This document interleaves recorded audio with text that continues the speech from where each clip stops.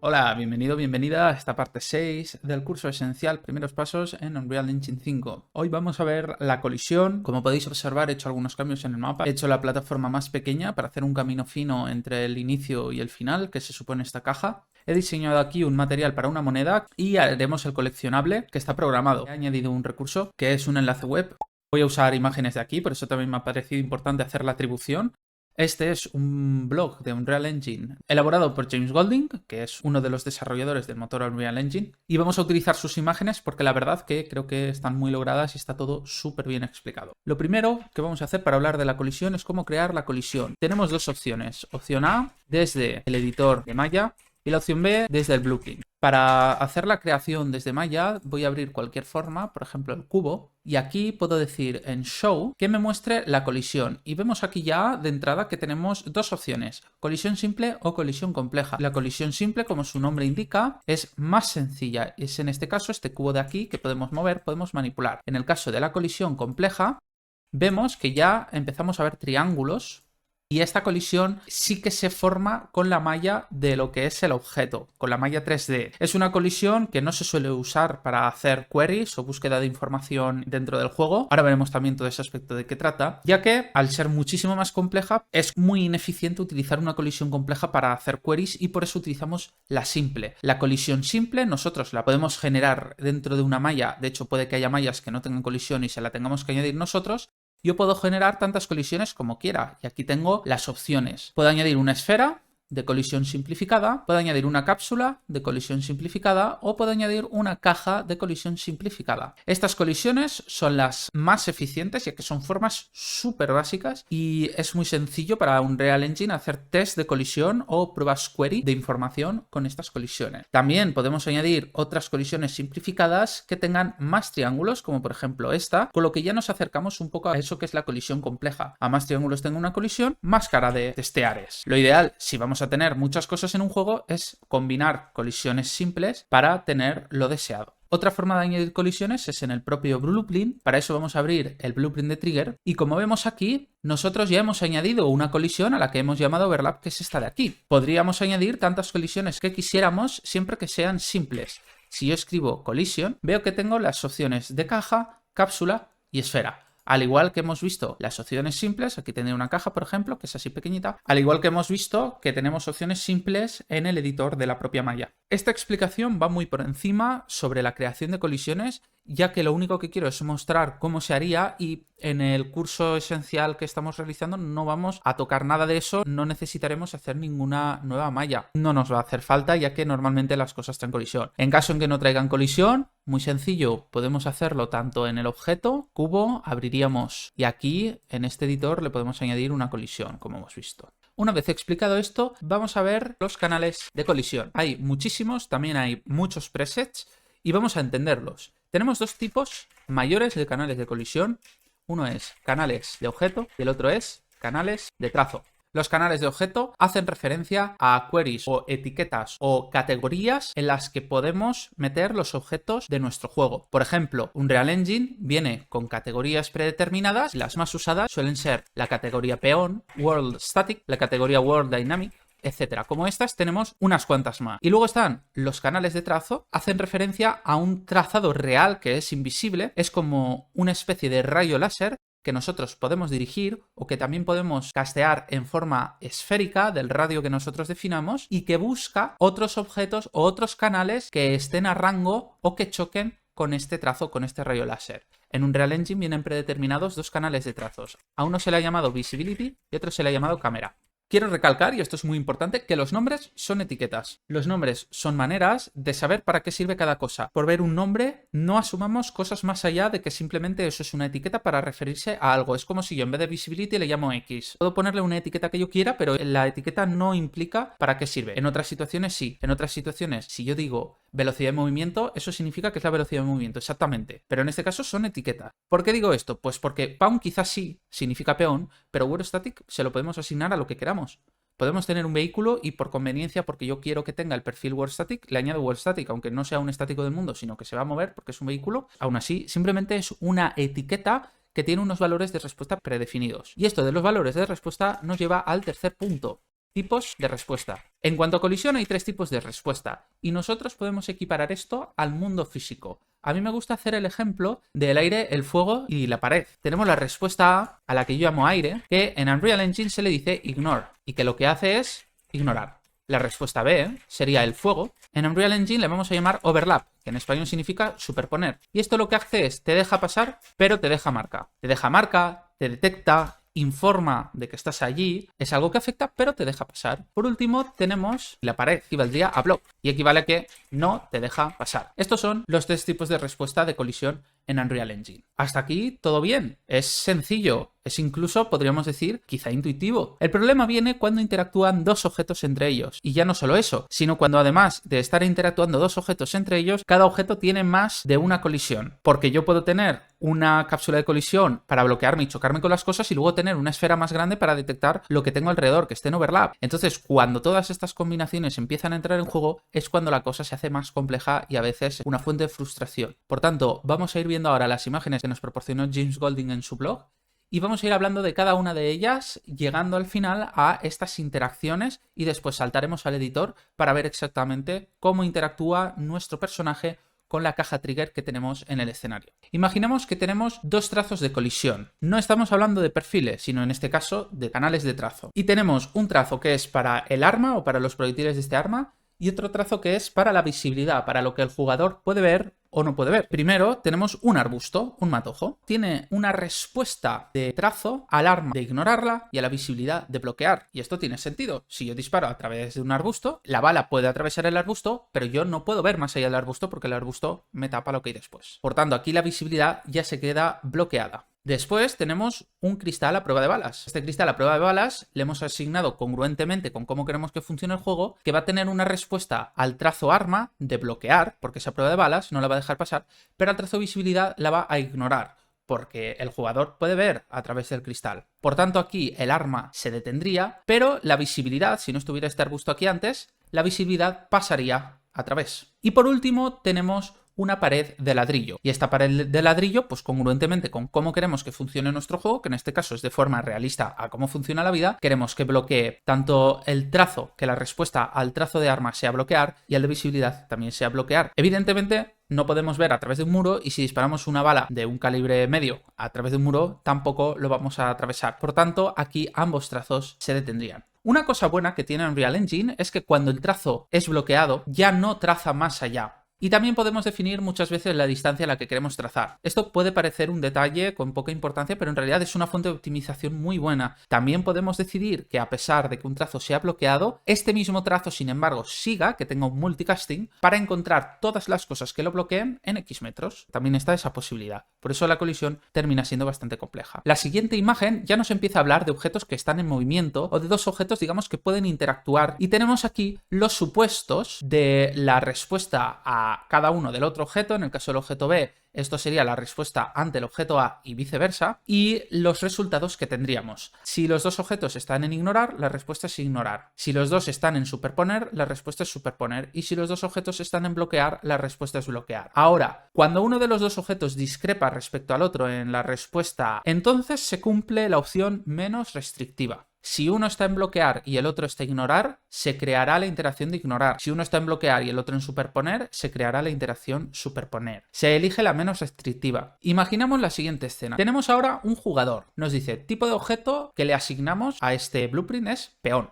Y la respuesta que tiene este objeto a otros peones es bloquear, es decir, si yo me cruzo con un NPC o con otro jugador, no lo puedo atravesar. Y la respuesta que tengo con World Static, que en este caso van a ser objetos del mundo, como pueden ser muros, paredes, terreno, etcétera, bloquear. Tenemos por otro lado una pared de ladrillo. A esta pared de ladrillo le vamos a asignar el perfil World Static. La respuesta de este perfil a otros objetos, a peones, bloquear, y a World Static es bloquear. Por lo tanto, si yo me acerco con el peón a la pared, no puedo pasar, porque peón con World Static es bloquear y World Static con peón es bloquear. Por último tenemos el arbusto, el matojo. Como tipo de objeto le hemos puesto World Static, aunque aquí podríamos poner otro tipo de objeto con otro preset, ya que aquí al ponerle el mismo tipo de objeto que la pared vamos a tener que cambiar un valor porque vemos que está cambiado, pues esto lo tendríamos que hacer manualmente en el motor. Sin embargo, si agarramos otro perfil diferente, podríamos hacer un perfil que se llamara foliage, por ejemplo, foliage en inglés. Este objeto le han asignado un perfil worldStatic y las respuestas de objeto le han dicho que para pon es overlap, es decir, que lo deje pasar pero que dé información de qué está pasando, y con worldStatic es bloquear. Entonces yo puedo asignar un tipo de objeto a cada blueprint que yo tenga, o a cada incluso malla estática, aunque no sea un blueprint. A cada elemento que tenga en el juego le asigno un tipo de colisión. Normalmente Unreal Engine predefine tipos de colisión respecto a lo que le parece que son las cosas, con lo que nos hace trabajo, y nosotros, si queremos algo distinto o específico, entonces ya vamos y lo manipulamos. Y le podemos modificar la respuesta individual a los canales. Luego lo veremos en el editor. Por tanto, aquí nos explica, pues esto se superpondría y le dejaría pasar, esto no le dejaría pasar. Eventos de overlap se realizan cuando sucede un overlap, y los eventos de hit se generan cuando sucede un evento de bloqueo. Para que nuestra colisión genere eventos de overlap y eventos de hit, o uno de los dos o ambos, tenemos que marcar sus respectivas opciones como verdaderas en los detalles del editor. Esto también lo veremos después. Esta interacción generará un evento de overlap que nosotros podemos escuchar con cualquier blueprint, o con uno de los dos afectados, o con ambos, y generar a partir de ahí otros eventos o funcionalidades, y esto generará un evento de hit que también podemos escuchar y también podemos generar o utilizar para generar otras funcionalidades. Aquí tenemos en una imagen las opciones de las que hemos hablado. Si queremos que se generen eventos de hit, tenemos que tener un preset de colisión que bloquee con otro canal o con otro objeto al menos, y ticar si la simulación genera eventos de hit. Si queremos que se generen eventos de sobreposición, de overlap, lo marcamos, y luego pues también tendremos que estar haciendo overlap con algún canal o con algún otro objeto. Aquí tenemos una imagen que luego vamos a ver exactamente dónde está en el editor. De esta manera es mucho más austero todo y podemos centrarnos mejor en la información que necesitamos. Tenemos el preset de colisión, tenemos muchos presets de colisión que Unreal Engine pone a nuestra disposición, y esto nos puede hacer bien o nos puede hacer mal, porque puede que los presets coincidan con cosas que podemos necesitar, o que por el contrario no, y no podemos manejar estos presets, por lo que tendríamos que crear nuestros propios perfiles o nuestros propios presets. Tenemos si la colisión está activada o no. Esta opción la veremos ahora después en el editor. Tenemos el tipo de objeto, aquí vemos worldStatic, y luego tenemos la respuesta de colisión tanto a los canales de trazado como a los canales de objeto. Por cada colisión que yo tenga, no por cada objeto solamente, sino por cada colisión que tenga ese mismo objeto, que puede tener más de una, de hecho puede tener las que queramos, podemos ticar qué respuesta queremos que tenga este item con cualquiera de los otros canales de objeto y con cualquiera de los otros canales de trazo. Esto a priori es complejo, y es así, lo es, pero bueno, con la experiencia y con el aprendizaje poco a poco lo irás dominando. Vamos a utilizar una simulación de físicas y vamos a hacer que la pelota caiga sobre el cubo para aprender cómo funciona todo. Además, utilizaremos esta función que por el momento no hemos usado, que es simular el nivel. Significa arrancar el nivel sin meterme a mí dentro del editor como jugador. Se generará todo, pero no se generará un carácter. La simulación de nivel puede fallar en caso en que tengamos funcionalidades que dependan de que exista un carácter en el mundo y que este no esté bien validado. Veremos qué significa eso de la validación, pero lo digo por si alguno alguna vez haciendo un proyecto ve que simular un nivel le da errores porque no encuentra el carácter, pues es por eso, es porque quizá necesita ir a esos lugares en los que utiliza su referencia y tienes que validarlo. Validar las cosas cuando puede que no existan es siempre una buena idea. Voy a darle a ver qué pasa, y no pasa nada. ¿Por qué? Pues porque no hay nada que simule, en este caso, físicas. No hay nada que se tenga que mover, no hay nada que tenga componentes de movimiento asignados, entonces realmente estamos como dentro del juego, pero no pasa nada. Voy a pararlo y ahora le voy a decir a la pelota que simule físicas. Para eso, en sus detalles, voy a buscar, aquí en los detalles Static Mesh Component, Simulate Physics. Vale, lo estoy escribiendo junto, no pasa nada. Le digo Simulate Physics. Y al cubo no. Porque si el cubo le digo que simule físicas, puede que la pelota lo mueva. Ahora voy a darle a simular y a ver qué pasa. La pelota cae sobre el cubo y se detiene. Esto es porque, vamos a ver la colisión de la pelota. Aquí está. Dice collision, papam. No nos está haciendo eventos de hit, lo cual no nos informa cuando chocan. Si nosotros quisiéramos esa información, tendríamos que ticar Simulation Generate Hit Events. Sin embargo, a la hora de activar estas cosas, también hay que pensar si lo necesitamos o no, porque consume recursos. Lo mismo con overlap, aunque de momento no están condicionadas en overlap. Y en Collisions Preset se nos ha puesto actor de físicas. Fijaos la cantidad de presets que hay. Los presets hacen referencia a cómo funcionan estas respuestas. Si yo cambio un preset, por ejemplo, con Overlopal, está todo en overlap, ¿no? ¿Ves? Se ponen todas las respuestas a los canales de trazo y a los canales de objeto, se pone todo en superponer. Si yo le digo malla de carácter, pues fijaos que el preset tiene ya unas respuestas predefinidas. Si yo estoy poniendo presets, no puedo cambiar los valores. Para cambiar los valores debería decir que quiero un custom. Y al tener custom, yo puedo poner los valores que quiera. De momento lo podría dejar en block all. También en el tipo de objeto voy a decirle Physics Body. En este caso Physics Body también está bien porque está simulando. En Collision Enabled, esto también es importante a la hora de que funcionen las simulaciones de físicas. Query Only significa que no va a tener ninguna respuesta física, simplemente va a dar información en cuanto a se superpongan con aquellas cosas con las que se debe superponer. Es decir, que nos devuelve información. El Physics Only significa que solo ejecuta simulación de física, así que no está atento ni a canales de trazo ni a canales de objeto. Colisión activada Query Físicas significa que está atento tanto a canales de objeto, de trazo y de físicas. Proof Only significa que solo está atento a canales de trazo y canales de objeto y que ejecuta físicas. Y Query Proof significa que está atento a canales tanto de objeto como de trazo, pero que no está simulando físicas. Query en Physics, porque quiero realmente que al darle al play, ahora está todo en bloquear, al darle a simular. La caja, recordemos que es World Static. Si yo clico, bueno, recordemos no lo hemos visto, vamos a ver las opciones de la caja. En Collision Presets, Default, vamos a decir Custom para ver las opciones que hay. Lo tenemos en World Static, me parece bien, lo voy a dejar así. En colisión tenemos colisión activada Query Físicas y está en bloquear a la pelota. Voy a volver a dar a simular, efectivamente bloquea. Ahora, voy a cambiar la colisión de una de las dos. Voy a poner la colisión de la pelota en ignorar al canal de objeto World Static y le doy a simular a ver qué pasa.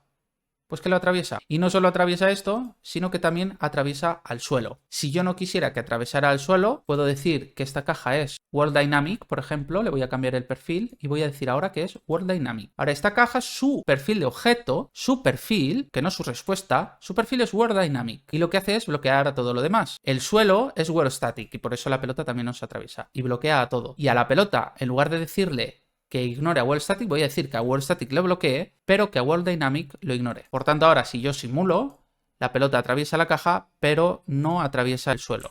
La pelota, si yo me meto, está la pelota dentro de la caja. Porque ignora a World Dynamic, pero no ignora a World Static. Por tanto, estamos viendo que se cumple la regla. Este cubo, que es un World Dynamic, está bloqueando a Physics Body, que es el perfil de la pelota, pero la pelota, que es un Physics Body, está overlapeando al World Dynamic. Por tanto, se aplica la condición menos restrictiva. Vamos a borrar estas formas, voy a dejar el cubo, que es un World Dynamic que hemos visto, y vamos a ver qué pasa ahora con el carácter de tercera persona. Para ello lo abrimos, vamos a hacer Person, Blueprints, Third Person Character. Para trabajar con la tercera persona, con el carácter, lo primero que vamos a hacer es desactivar la colisión de su clase, porque la colisión de su clase es totalmente irrelevante. La colisión funciona con la cápsula, con el componente raíz cápsula del carácter. Venimos a Class Defaults y aquí donde dice Collision Enabled le damos No Collision, nos aseguramos que toda la colisión esté en Ignore, le decimos en Collision Enabled No Collision, en tipo de objeto podemos dejar PON, nos mega aseguramos que esto no va a interferir y que no nos va a marear. Siempre que miremos la colisión del carácter va a ser haciendo clic en el componente de cápsula que es el componente raíz, que es el que sí tiene una forma definida de colisión, que es esta cápsula, y por tanto es la que va a mandar sobre nuestro carácter. Ahora, fijémonos que en la cápsula del carácter tenemos en ignorar tanto al canal de visibilidad como al canal de cámara. Los demás, de momento, los tenemos en bloquear. La caja está bloqueando a todo. Vamos a dar a play, vamos a intentar pasar a través de la caja.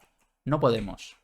Ahora vamos a comprobar qué sucede si, por ejemplo, la caja, digo que permito que los peones le atraviesen. Como nuestro carácter tiene un perfil de peón, a pesar de que está bloqueando World Dynamic, que es el perfil de la caja, si le doy a play, cuando vaya hacia la caja, lo atravieso. ¿Veis esto raro que me hace la cámara? Que se me mete dentro de la caja, se me mete dentro del personaje. Para arreglar esto, vamos a ajustar, ya que aquí la funcionalidad que queremos con el cubo es que nos deje pasar, vamos a ajustar la respuesta que tiene al canal de la cámara y vamos a decir que la ignore. De esta manera, cuando pasemos, no detectará que nuestra cámara está colisionando y veremos que la experiencia del juego va a ser mucho más deseable. Ahora que no colisiona con cámara, podemos atravesarlo con tranquilidad y la cámara ya no nos hace cosas raras porque no está detectando colisión, que la estamos ignorando con la caja.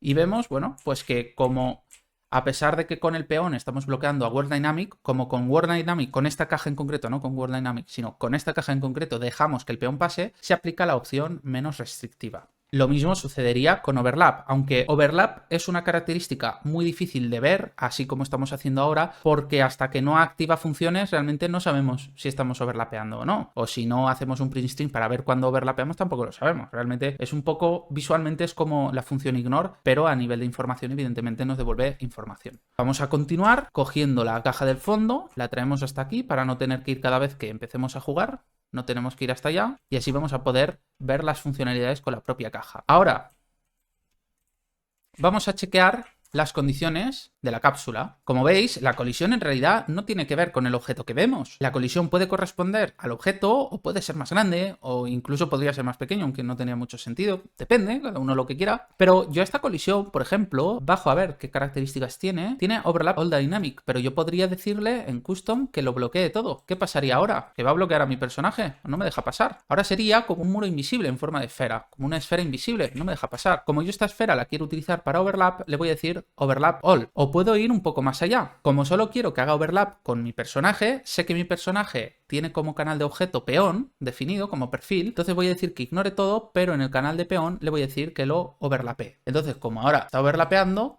informará cuando yo esté cerca. ¿Y cómo puedo saber cuándo está cerca mi personaje? ¿Cómo puedo saber si esta esfera realmente está funcionando con mi peón? Lo primero, voy a asignar un perfil de objeto diferente. Vamos a hacer un perfil y lo vamos a llamar Trigger. Un tipo de objeto que vamos a llamar Trigger. Voy a Edit, Project Settings, busco en Engine donde dice Collision, clico, y aquí puedo crear canales de objeto y canales de trazo. Para la funcionalidad que vamos a hacer, lo ideal en realidad es crear un canal de trazo. Sin embargo, la funcionalidad es más complicada de desarrollar y no es un nivel básico, así que vamos a aprender a crear un canal de objetos porque también es posible que lo necesitemos en otras situaciones, aunque para esta funcionalidad veremos más adelante cómo optimizarlo, cómo hacerlo más complejo. Voy a crear un nuevo canal de objeto, lo voy a llamar Trigger.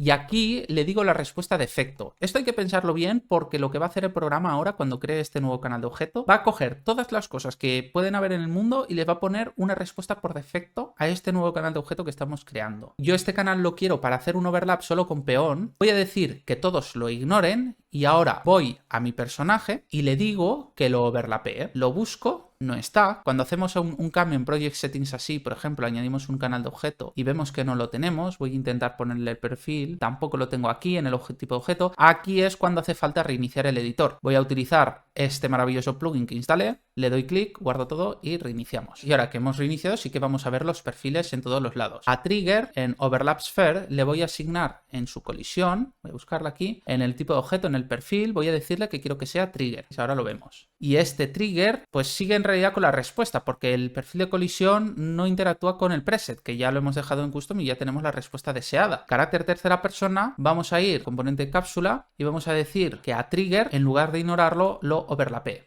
Por último, para que todo esto funcione, tenemos que asegurarnos que está marcada en ambos lados la opción de generar eventos de superposición. Overlap Sphere seleccionada, voy hasta abajo y voy a llamar al evento onComponent Begin Overlap, que significa cuando el componente empieza una superposición. Y cuando empiece una superposición, quiero que me haga print string y me diga en mayúsculas Overlap Event Detected. Que me lo diga durante 5 segundos, que no se me impriman logs y en azul está bien. Overlap Event Detected. Generate Overlap Event tiene que estar en los dos objetos que son susceptibles de tener esa interacción de superposición. La forma en que hemos creado un nuevo perfil es una muy buena manera de filtrar y por tanto de optimizar qué cosas está detectando, en este caso, la esfera de superposición de este ítem. Lo que vamos a hacer ahora es hacer que cuando esta esfera detecte un overlap de un pawn, de momento solo vamos a tener un peón en escena que es nuestro carácter, así que en cuanto a optimización se refiere, está filtrado perfectamente. Es cierto que hay otras maneras que pueden ser mejores, sobre todo cuando hay otros peones en escena que puedan también moverse por la zona, pero como en este caso no va a haber más, estamos bien. Vamos a hacer que el juego se termine y para ello vamos a llamar al nodo quit game en quit preference quit y compilamos y guardamos. Ahora, en cuanto yo llegue a la esfera, la partida se terminará. Esto simplemente lo vamos a utilizar para el editor, aunque esta opción la tendremos después en una interfaz de usuario en el botón salir del juego. Cuando avancemos en este juego, esto lo cambiaremos por una pantalla de enhorabuena, lo has conseguido, o por un final de juego. Pero de momento vamos a hacer pues que simplemente no salga del editor, porque como vamos a estar haciendo pruebas, pues nos va a venir muy bien y así nos ahorramos darle al botón de escape. Ponemos esto al final de la plataforma para el testeo inicial, lo podemos poner un poquito más cerca, quizá, y luego ya lo ponemos lejos. Y ahora nos vamos a centrar en crear un ítem coleccionable. Vamos a empezar por crear el material. Para hacer la versión simple, vamos a coger en Shapes, vamos a arrastrar un Shaped Cylinder, un cilindro, y simplemente lo voy a subir, lo voy a adelgazar un poquito a mi gusto y lo voy a rotar. Y aquí pues tengo una monedita. Ahora que tengo la forma, vamos a hacer un material emisivo simple. Vamos a materiales, clic derecho, material, lo voy a llamar mt emissive _unlit. Yo lo voy a llamar así. Emissive Unlit y le voy a decir el color Yellow. Y para hacer este material, fijaos, vamos a crear un material que va a ser muy sencillo pero muy resolutivo, porque va a ser barato, va a estar optimizado. Queremos que el material domain sea surface, vamos a decir que el blend mode sea opaque, porque vamos a hacer la versión simple, y vamos a decir que sea un lead. Entonces, cuando nos queda un lead, nos queda aquí emissive color. Voy a presionar 3 y sin soltarlo, clic izquierdo, creo un parámetro de 3 variables. También puedo buscar vector parameter y se me genera un parámetro vector. Esto sería para crear una instancia de este material. De hecho, voy a hacerlo así, voy a hacerlo con vector parameter. Lo conecto y le voy a poner un color pues amarillo. No debería haberlo conectado porque quiero multiplicar el valor. Hacemos multiplicación. Vamos a crear un scalar parameter. Le vamos a decir intensity y a este le vamos a llamar color. Intensity color. Y así creamos una instancia de material muy fácil y le voy a decir un por 4. Esto es lo que hace cuando estamos tratando con un color emisivo. El color emisivo pues es como un color brillante, como si emitiera luz. La multiplicación, en el caso de los materiales emisivos, lo que hace es definir la potencia de la emisión. Por ejemplo, si yo en vez de 4 lo multiplico por 50, mirad lo que pasa. Sucede esto. Si yo aquí apago las luces del mapa, pues es un material luminoso. Este material ahora sí que es muy emisivo, tiene un factor emisivo muy grande y por tanto está emitiendo luz. Si veo el precio del material, puedo hacerlo presionando Alt 8, paso a la complejidad del shader.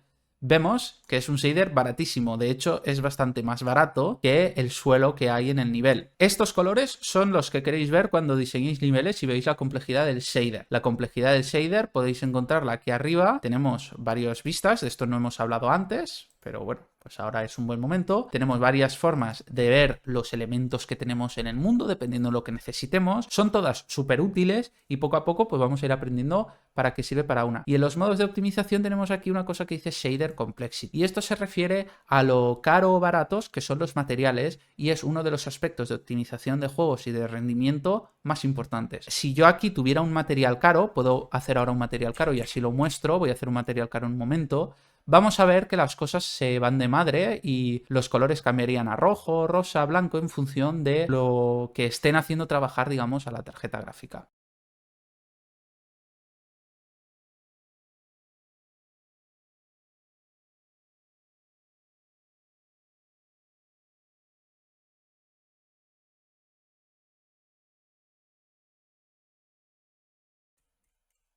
Tenemos unos materiales que están generando ruido. Generar ruido en Unreal Engine no es lo ideal. Además, son translúcidos y vemos aquí, esto significa Pixel Shader y Vertex Shader. Son dos tipos, digamos, de shaders, dependiendo de los vértices o de los píxeles. Y vemos que los píxeles se nos va a una cuenta de complejidad de shader mala. Esto es lo que no queremos ver. No queremos ver colores rojos. Yo diría que rojos incluso pueden ser pasables porque hay cosas como follaje, pelo, etcétera, que no pueden vivir, no pueden existir sin ser rojos, pues porque necesitan más recursos y precisamente pues por eso los tenemos y por eso los miramos y los tenemos limitados y los tenemos sabiendo cuántos de esos elementos hay en cada escena porque los queremos, ya que aportan estética o aportan cosas que queremos en nuestro juego, pero los miramos más porque no son materiales, entre comillas, gratis, como puede ser un material verde claro como este. Esto es lo que no queremos ver en nuestros juegos. Por tanto, muchas veces utilizaremos las características que hagan que los materiales sean caros únicamente cuando sea necesario y además de forma moderada, sabiendo exactamente con qué budget, con qué presupuesto, digamos, de rendimiento contamos en cada momento. Alt 4, volvemos a la vista normal.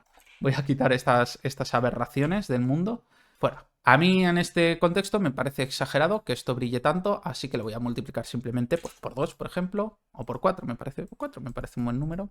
Y para hacer esta, no lo voy a hacer ahora porque es mucho tiempo. Vamos a utilizar esta moneda emisiva normal. Vamos a utilizar esta moneda, no vamos a utilizar esta. La moneda la vamos a volver a hacer en un blueprint. Voy a borrar la moneda, la vamos a hacer en un blueprint. Borramos esto, ya explicaré cómo texturizar así, porque la verdad que es un ratito y no quiero que esto se alargue y estamos yendo a lo esencial. Así que vamos a Blueprints, creamos un nuevo Blueprint, Blueprint Class, vamos a decir un actor, le decimos Blueprint Coin, que va a ser el coleccionable, el recogible, lo abrimos, añadimos un cilindro, voy a llamarlo Coin, lo hago más pequeñito, sea más delgadito, lo roto así, voy a añadirle el material que acabo de crear, voy a arrastrar la moneda al mundo para ver qué tal ha quedado, Blueprints, Coin, la arrastro, me parece bien de tamaño, le doy a play para comparar mejor, muy bien.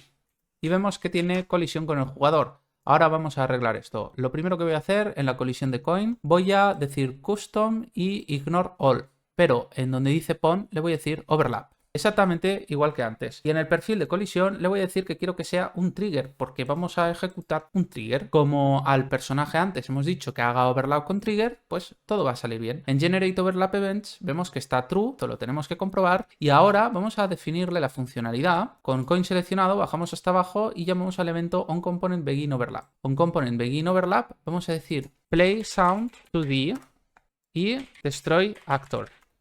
A esto le vamos a añadir do once.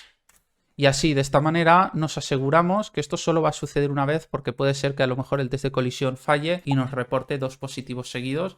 El do once es un macro, como lo que vamos a hacer después es destruir el actor, es perfectamente seguro y está bien utilizar este macro. El start close tiene que estar noticado. Play sound to the. Ahora nosotros vamos a añadir un sonido. Voy a crear en mi carpeta. Y ahora cojo el sonido que quiero y se me pone, mira. Esto lo puedo arrastrar al sonido. Cuando yo overlapee la moneda, hará esto una vez, es decir, hará este sonido y se destruirá. Vamos a ver qué sucede. Efectivamente, pues ahí lo tenemos. Tenemos nuestro coleccionable y nosotros ahora podemos coger este blueprint y crear tantas instancias de él como queramos. Puedo poner otra aquí. Ah, por cierto, un segundo. Control Z, que no me he fijado que estaba casteando sombra. No quiero que castee sombra, así que voy a ir aquí a la malla estática y voy a buscar cast shadow y lo voy a desticar. No quiero que me caste sombra, cada uno aquí lo que quiera, pero para mí pues no debiera castear sombra. Por tanto, tenemos aquí un sample muy sencillito de lo que puede ser nuestro juego. En esta vamos a tener que saltar y volver, va a ser un poquito más difícil. Y vamos a jugar a ver qué tal. Juego. Esta moneda es jodida porque me caigo. Bueno. Ah, si nos caemos no pasa nada, claro. Esta funcionalidad también hay que hacerla todavía. Voy a ponerla un poco más cerca para que sea posible, ¿no? Está ahí, está el riesgo de caerte, pero quiero también que sea posible que el jugador pueda agarrar la moneda sin caerse. Aunque también pudiera hacer que tuviera que decidir si quiere terminar el juego, caiga y que pierda el tiempo cogiendo una moneda extra o que termine el juego sin esa moneda. Ahora vamos a dejar el juego ya un poquito preparado y así también cumplimos con la programación porque también tenemos programado ver funciones. Vamos a hacer dos cosas. Una, vamos a almacenar la localización del jugador cuando la partida empieza. Y para eso voy a necesitar una variable que va a ser una posición, un vector, y voy a llamarlo player start. Le voy a decir tipo vector. Voy a llamar beginPlay y cuando empiece beginPlay quiero que el player start se setee. Lo que necesito es obtener el inicio del jugador. Para ello, podría tratar de obtener una referencia de este player start de aquí, que no se ve, vale, ahora. Con G alternamos entre la vista de cosas que no se ven en in-game con cosas que sí se ven in-game. Podría tratar de coger una referencia de esto, pero comunicarse entre blueprints pues es un poco más complejo. Por tanto, siempre que podamos hacer funcionalidades sin tener que forzar una comunicación entre blueprints va a ser más óptimo. En este caso podemos hacerlo porque en cuanto empiece el blueprint del jugador podemos preparar, setear la variable en la que se encuentra, ya que existe un nodo que nos dice dónde estamos en este momento y así la almacenamos por el resto del juego y sabemos siempre dónde está el inicio del jugador en ese mapa o en esa instancia de nivel, o también podemos ir almacenando los puntos de control. Cada vez que lleguemos a un punto de control, cambiamos esta variable con la localización del punto de control actual. Para saber el inicio del jugador necesitamos un nodo que se llama get. Vamos a usar el actor location. En este caso nos vale actor porque recordemos que el carácter es una clase que hereda de actor, hereda de pawn y pawn a su vez hereda de actor. Por tanto, funciona getActorLocation para obtener la localización de este carácter. Vemos que en target aquí se pone la etiqueta self. Siempre que en target yo aquí puedo hacer una conexión de otra referencia o de una misma mía, se puede obtener buscando getAReference to self. Esto es muy útil también hacerlo, por eso lo explico para que sepas que existe, aunque de momento con la etiqueta self aquí ya sabemos que se refiere a nosotros. Esto cuando empiece se setea y lo vamos a comprobar con un print string que nos diga la localización exacta en vector. Y voy a decirle un color amarillo porque los vectores son amarillos. Ahí vemos X, Y y Z. Esta es la localización en la que estamos y esta localización la podemos usar, por ejemplo, si caigo que me devuelva a esa localización de inicio. De esta manera vamos a diseñar un juego en el que haya un poco de parkour, que esté el riesgo de caerse al vacío y que, digamos, el castigo para el jugador por caer al vacío, o sea, volver al inicio y tener pues que volver a emprender ese camino, ese parkour hacia el final. Vamos a crear nuestra primera función como tal. Vamos a darle aquí a más. Vemos que se nos genera y además se nos abre una ventana en esta nueva función. La vamos a llamar teleport to start if false. En esta función vamos a crear una nueva variable vector que vamos a llamar current player location. Significa localización actual del jugador. Vamos a hacer un set get actor location. Vemos que la etiqueta esté en self, correcto, conectamos. Y este current player location lo vamos a romper y vamos a utilizar el eje Z para comprobar que es menor o igual que 0. Ya que vemos que la plataforma en el nivel se encuentra en el eje Z en el valor 200 de altura. Por tanto, cuando el personaje baje más o menos de aquí, que será el 0, vamos a ver dónde está el 0 con la caja. Aquí está el 0. Cuando el personaje baje de esa distancia, entonces nos detectará que hemos bajado del eje Z de 0 y nos teleportará de vuelta. Cogemos el player start get y en true sacamos y decimos teleport. En caso en que estemos por debajo del valor 0 del eje Z, nos va a teleportar a nosotros, target self, otra vez esta etiqueta self aquí, de vuelta al player start que hemos establecido en begin play. El destino de rotación lo podemos copiar de la cápsula, que nos dice aquí también la rotación, 0, 0, 90 grados, pues decimos el destino de rotación en Z 90 grados, que nos teleporte cuando caigamos por debajo del eje Z. Y para que esto suceda ahora, ya tenemos la función preparada, vamos a añadirle nodos de retorno y para eso digo add return node. Y el nodo de retorno voy a sacar por aquí este cable, voy a sacar por aquí este otro cable, ya que si va a falso, igualmente quiero que el retorno salga. La función se puede hacer sin añadir los nodos de retorno, pero a mí me parece que es bueno que aprendas a añadirlos, porque cuando los necesites, si no los conoces, puede que tengas un poco de problema. Puede que no sepas qué necesitas y tal, ya que con el nodo de retorno además podemos sacar valores de las funciones. También podemos ingresar valores. Aquí podemos añadir inputs y outputs. De momento no lo vamos a ver, pero que sepas que está ahí. Y ahora vamos al gráfico, al event graph, podemos cerrar la ventana de la función y vamos a llamar al evento eventIck. Y aunque para esta funcionalidad podríamos usar un loop con un segundo o con dos, vamos a utilizar eventIck también para ver cómo funciona, aunque lo ideal probablemente sería, si yo hago un juego un poco más complejo, busque alguna manera de no tener que utilizar el eventIck para esta función, pero de momento nos viene bien.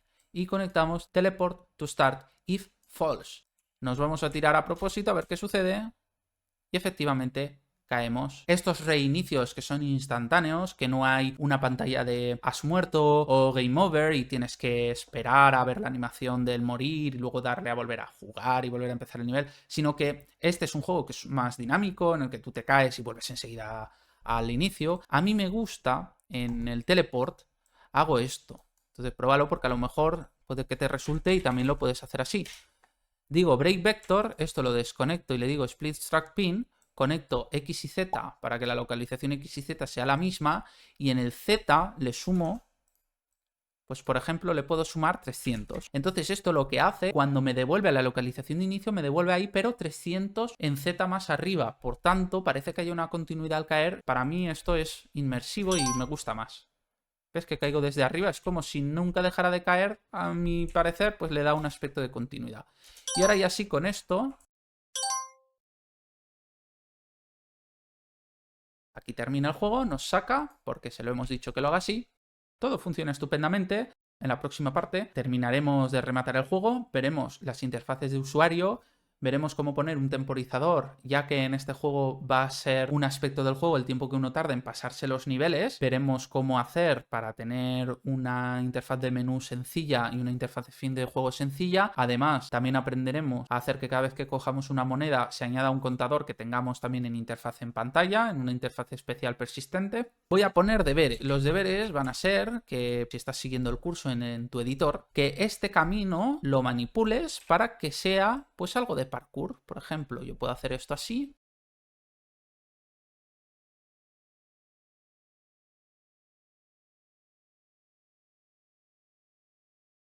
Y así poco a poco ir diseñando el nivel. Vamos a ver, por ejemplo... Uy, me he caído. ¿vale? Aquí, bien. Vemos que esto no está ajustado, es irreal.